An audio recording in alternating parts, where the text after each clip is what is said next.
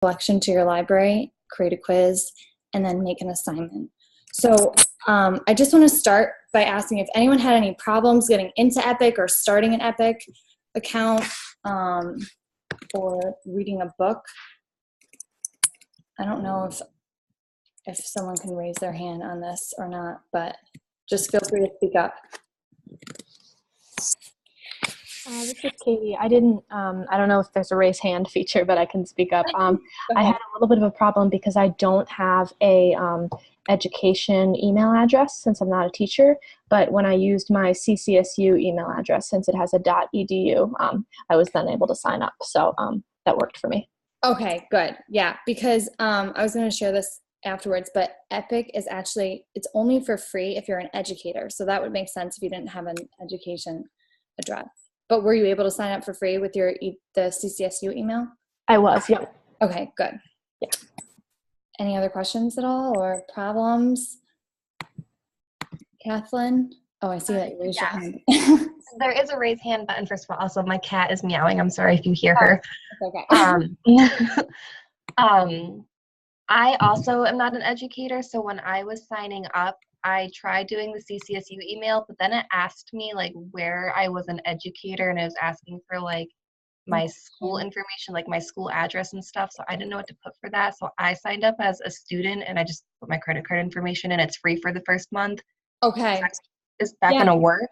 That's fine. I would just make sure like after this course you delete it because I'm going to cancel it as soon as this is over. Yeah, I don't want you to them to charge you. Okay, but I'll still be able to do everything that you need us to do today. Absolutely.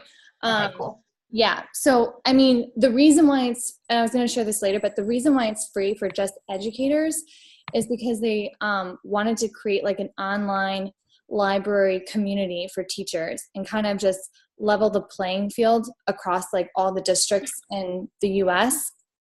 So if you're not an educator, or if you're not like a classroom teacher and you can't answer all those questions, then they won't give you the access for free. But you can do a free 30-day trial if you're whatever. So that's good. Any other questions at all?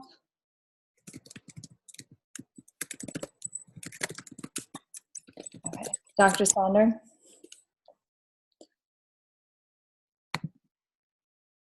Katie? I can see you guys raising your hands. I'm sorry if I missed this at the beginning, but what grade is it that you teach again? I teach third grade. Third grade. Okay, great. Thanks.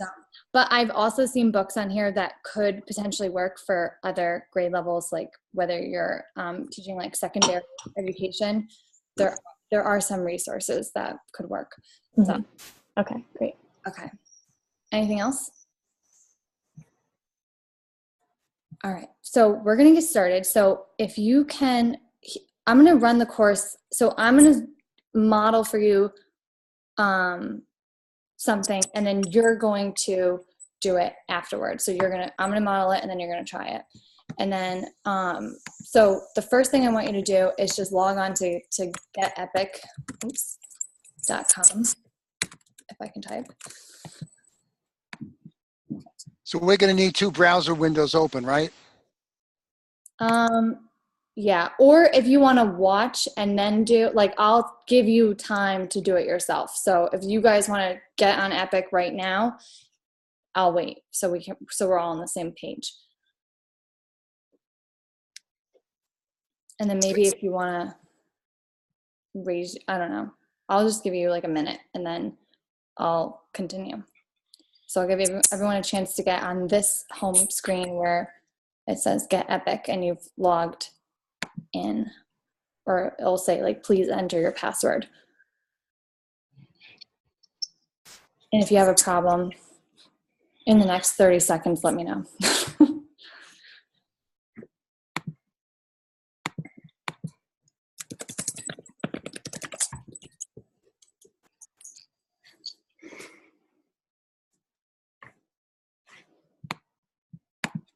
Okay, so you should enter your password and your login information, and you should come across like the home screen page where it says browse, and there's these kids reading a book in the nice green grass.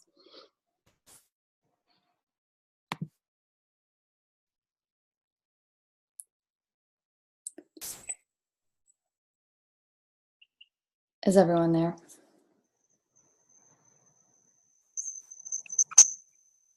Yep, I'm good. Okay.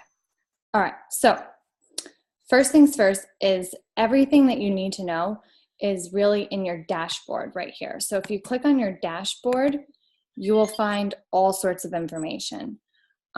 So the first thing that we're going to do is create a profile for students so that they can enter, they can use the classroom and do everything you want. So in order to create a profile, if you go right here, it says create a profile, and it's really easy. All you have to do is enter your student's first and last name. You don't have to enter a PIN. You really don't have to enable home access unless you have like crazy helicopter parents who want access to all your sites. But again, this they'll have to pay for after the 30-day free trial. So I never really do that. So you can enter their first name or their last name, and Actually, 3. Bob, and you can just say create profile, and it'll go in as one of your students. So that's really simple. Or if you use it a lot, and if you're using Google Classroom, it's really simple. All you have to do is go through, sorry. I have a question. It's Courtney. Yeah.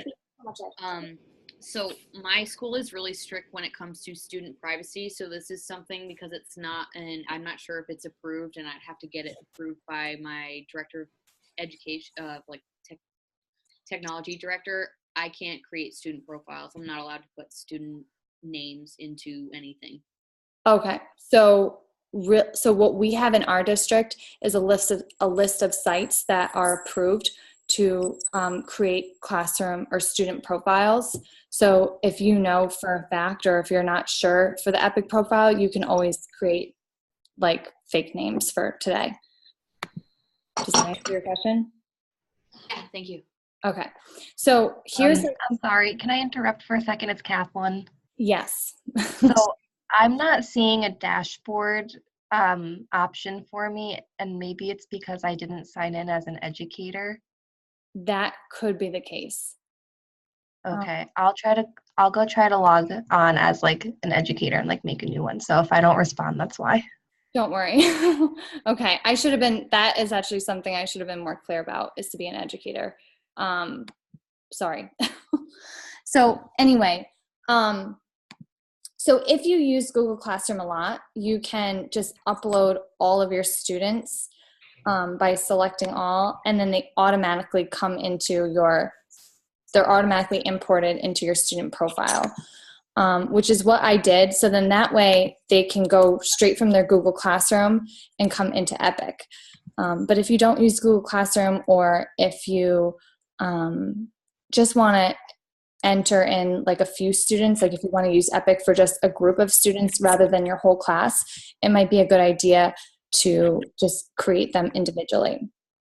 And then once you have students, all they need is this classroom code right here, and that's how they're able to use Epic for free.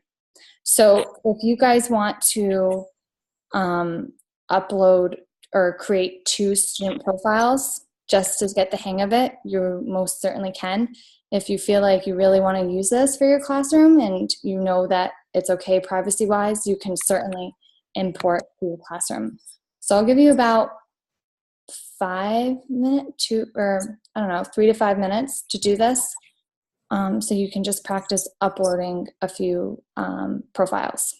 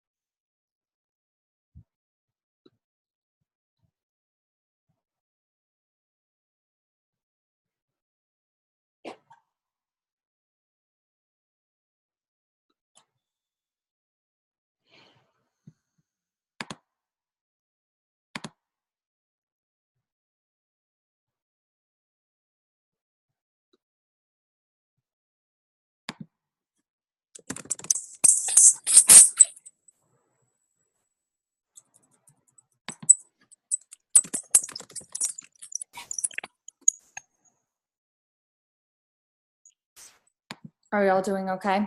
Any questions?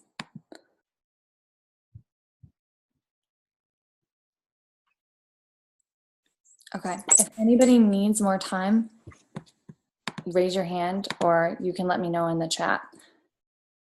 Otherwise, I'm going to move on.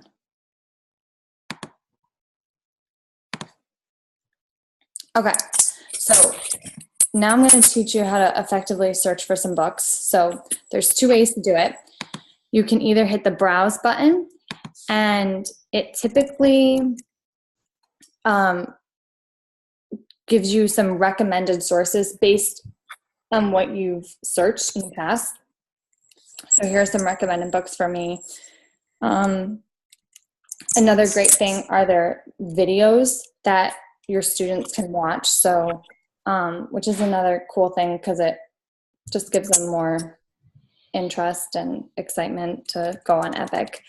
There's also collections, which are like a bunch of books in a certain series or based on a certain topic, which we'll learn more about. And then there's also books on here where where students can listen to a book. There's audiobooks and they can be read too, which is great. So you can do the browse button, or you can go on the search, which you can type in whatever it is you want to search. And there's another great feature where if you can filter by age. So if you're looking for, you know, a third grader, or maybe you're looking for something in middle school, that's good. Or if you want fiction, nonfiction, so you can filter that way. Or they have Lexile Measure or AR level, which is based on like the grade level and the point of year that they're in. So if you wanted to search something, like let's say I wanted to search up a state, you can search Wyoming, and you can filter it based on everything. If you just want collections of books about Wyoming, if you want books where students can be read to, or just videos, they have that too. So what I'm going to have you do right now is just search for something that maybe your class is interested in, or that you're learning about right now, or anything that's interesting to you. So just to practice searching for a book and seeing what's there. So I'll give you a minute to do that. And again, if you have any problems, let me know.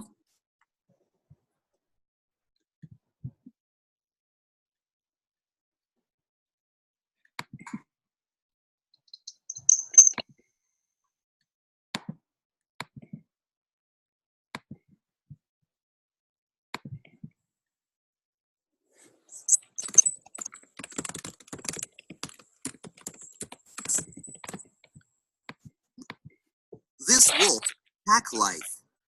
Wolves.